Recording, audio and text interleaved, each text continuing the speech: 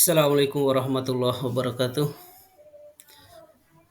Adik-adik sekalian, kembali lagi pada pelajaran SKI.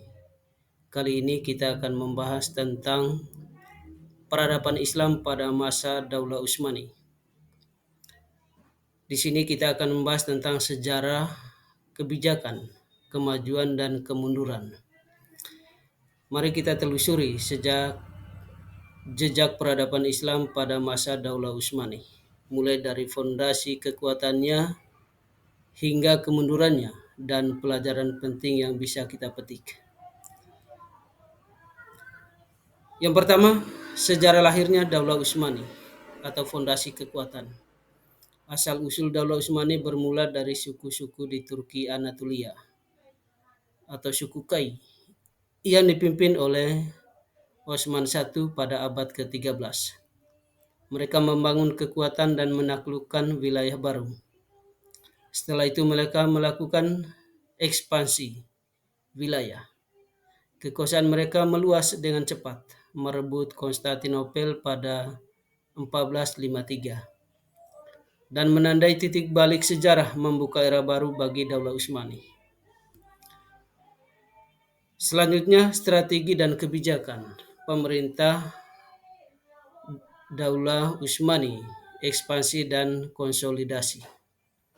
Ekspansi militer, strategi militer yang efektif dan menggunakan pasukan infanteri dan kavaleri serta artileri yang canggih. Yang kedua, kebijakan toleransi. Penerapan sistem millet yang memberikan kebebasan beragama kepada non-muslim menciptakan masyarakat yang beragam. Yang ketiga, pembangunan infrastruktur, pengembangan jaringan jalan raya, jembatan, dan pelabuhan yang mempermudah perdagangan dan komunikasi. Selanjutnya, di bidang kemajuan. Adapun kemajuan peradaban Islam pada masa Daulah Utsmani. Yang pertama, dari bidang seni, ilmu pengetahuan, dan arsitektur. Kita membahas dari yang pertama, dari bidang seni. Dari bidang seni, seni kaligrafi, arsitektur, seni rupa, dan seni musik mengalami kemajuan pesat, menghasilkan karya-karya yang mengagumkan.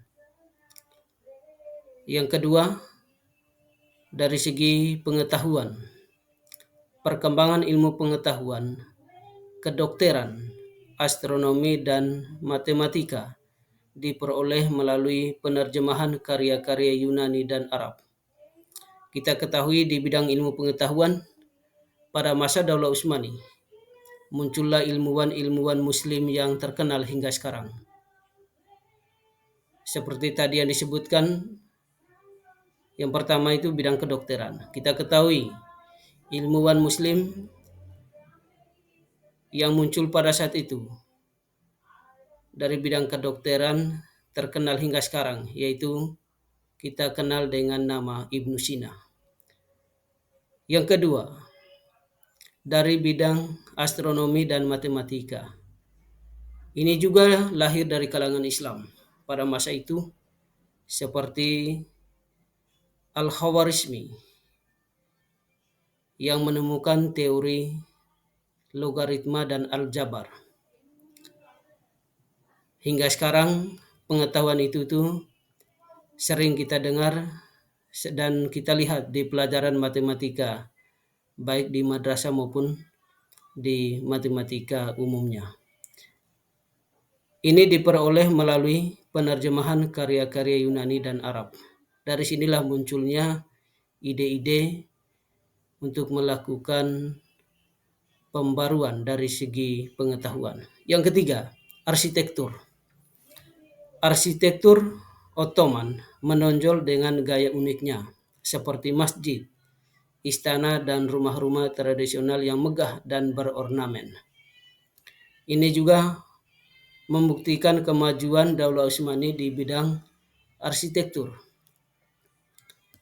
Selanjutnya adalah faktor-faktor kemunduran Daulah Utsmani.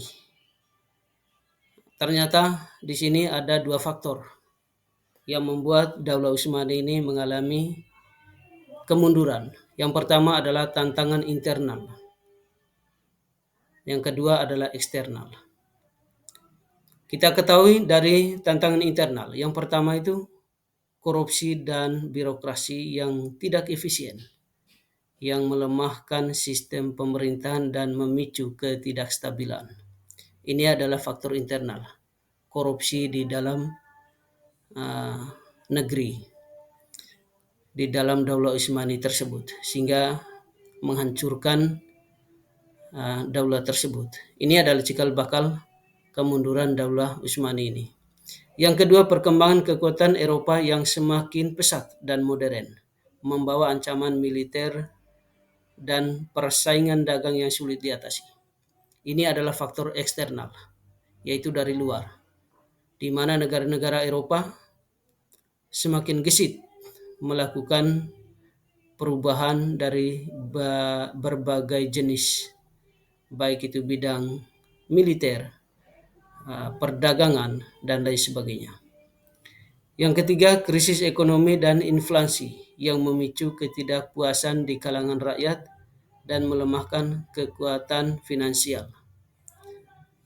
Akibat korupsi tadi, sehingga ekonomi juga mengalami inflasi. Yang keempat, munculnya gerakan separatis yang memicu pemberontakan dan pengurangan wilayah kekuasaan. Ini adalah faktor internal dan eksternal yang memicu kemunduran Daulah Utsmani. Yang berikut pelajaran dari Daulah Utsmani. Ada beberapa pelajaran penting yang bisa kita ambil dari Daulah Utsmani tersebut. Yang pertama, pentingnya kepemimpinan yang kuat, adil dan bijaksana untuk membangun dan memelihara peradaban. Jadi salah satu tolak ukur untuk menjadi bangsa yang kuat dan maju adalah harus mempunyai pemimpin yang kuat, adil dan bijaksana. Yang kedua, menjaga persatuan dan kesatuan bangsa dan menghargai perbedaan dan toleransi antar umat beragama. Ini juga tidak kalah penting. Kita harus menjaga persatuan. Tanpa persatuan, maka tidak akan terwujud semua cita-cita bangsa. Yang ketiga, memperlihatkan perkembangan ilmu pengetahuan dan teknologi untuk meningkatkan daya saing bangsa di era global. Kita tidak boleh ketinggalan dari segi bidang teknologi. Harus terus bersaing dengan bangsa-bangsa di Eropa. Dalam hal ini adalah dunia global. Yang keempat, melakukan reformasi dan adaptasi terhadap tantangan zaman agar peradaban tetap relevan dan berkembang. Kita harus menjaga perkembangan itu untuk lebih maju lagi. Selanjutnya, itu saja materi yang dapat kita pelajari pada saat ini. Mudah-mudahan bermanfaat untuk kita dan bisa dijadikan bahan pelajaran bagi kita untuk masa yang akan datang, agar menjadi bangsa yang kuat dan maju itu harus bisa menjaga beberapa pelajaran penting tadi. Mudah-mudahan mudah dipahami. Demikian saja yang dapat saya sampaikan pada kesempatan ini. Saya akhiri. Wallahu muwaffiq wal hadi ila sabilir rasyad. Assalamualaikum warahmatullahi wabarakatuh.